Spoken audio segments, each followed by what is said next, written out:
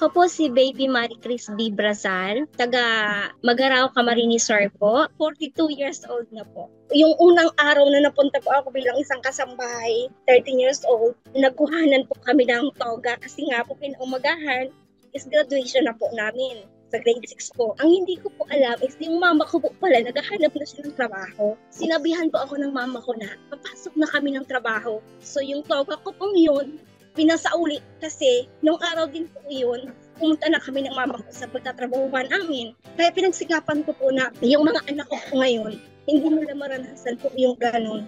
Ma'am, mula nagtrabaho po ako ng 13 years old hanggang po sa, nag-asawa po kasi ako 21. 13 years old hanggang 20 years old, wala ako ma'am nahahawakan ng pera ko. Pinapadala ko po sa kanila lahat ng sahod ko. Po yun ma'am yung sa budgeting, sa budget sa pera.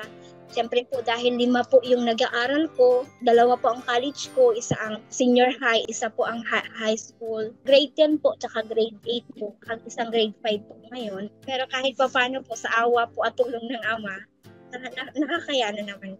So my name is Roy Anthony Nidea Jr. Roy Anthony Luz Nidea Jr. 33 years old ako ngayon and I reside in Naga City, Camarines Sur. Kasi Ate Grace talaga, part na yan ng family namin. Kung paano niya alagaan yung bahay niya, tapos yung mga anak niya, ganun din yung pag-alaga niya sa bahay namin and sa amin, lalo na sa mga anak namin. So talagang may malasakit talaga. Napaka-blessed namin na nakilala namin si Ate Grace. Sobrang deserve kasi, unang-una, mabait na tao si Ate Grace. Mabuting tao talaga siya.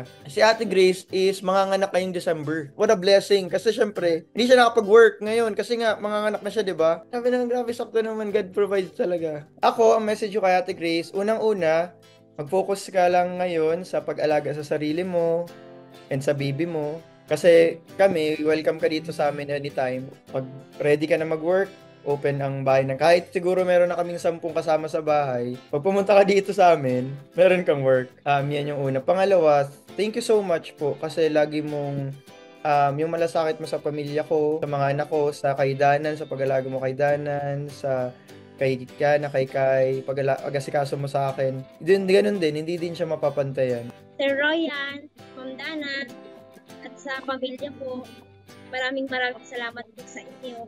Hindi lang po ako blessed na napunta ako sa bahay nyo, napagsilbihan ko po kayo. Yung baga parang dito pa nagkataon na dito pa ako nakakuha ng blessing. As always, remember, everything that we have, it's from the Lord. Itong pagkapanalo mo, yung pagkakakilala natin. Lahat yan, galing yan talaga kay Lord. Tapos, excited na kaming makita ang baby. Kaya, we're waiting for it. Thank you so much. Thank you po. Love ka namin.